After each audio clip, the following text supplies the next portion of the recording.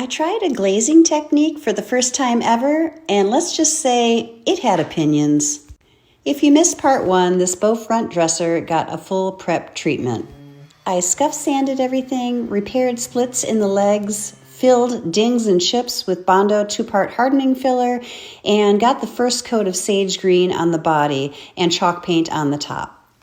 So now we're ready for the risky part. For the first time ever, I decided to use glazing gel in the color Java Brown. I wasn't going for the full Pottery Barn brushed faux grain look. I just wanted a subtle antique effect. I started by drizzling the glaze on and trying to wipe it, but that didn't work. I didn't have enough of the product on there, and the chalk paint dried so much that it was just grabbing it unevenly. So I went back in with a brush instead, and that worked much better. I applied a medium layer evenly across the entire top and on all of the sides. My plan was to use long strokes and wipe most of it back off, just leaving a soft warmth behind. For the most part, that worked beautifully, but in the few spots where I didn't swipe from one edge all the way to the other, you could see subtle little rag imprints. Not dramatic, but enough that I noticed them.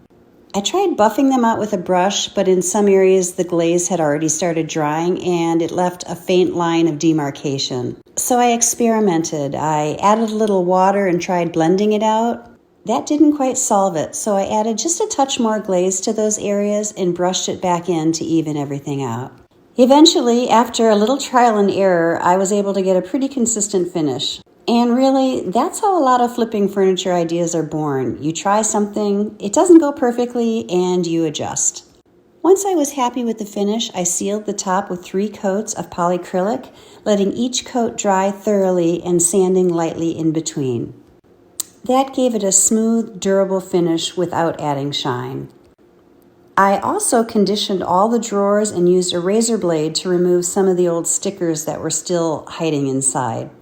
Then I brought out the acetone to get rid of the last of the sticky residue and even clean up a few tiny paint spots along the sides of the drawers. Not glamorous work, but it makes a difference. And here she is.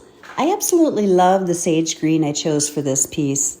It feels calm and fresh, but still classic. And I was relieved that the original hardware ended up working out after all. I didn't expect that vinegar soak to reveal such a nice silver tone.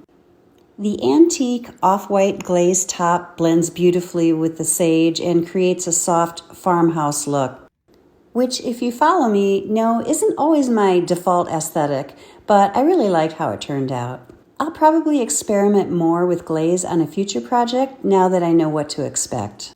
That's part of the fun of this process. Every piece teaches you something new.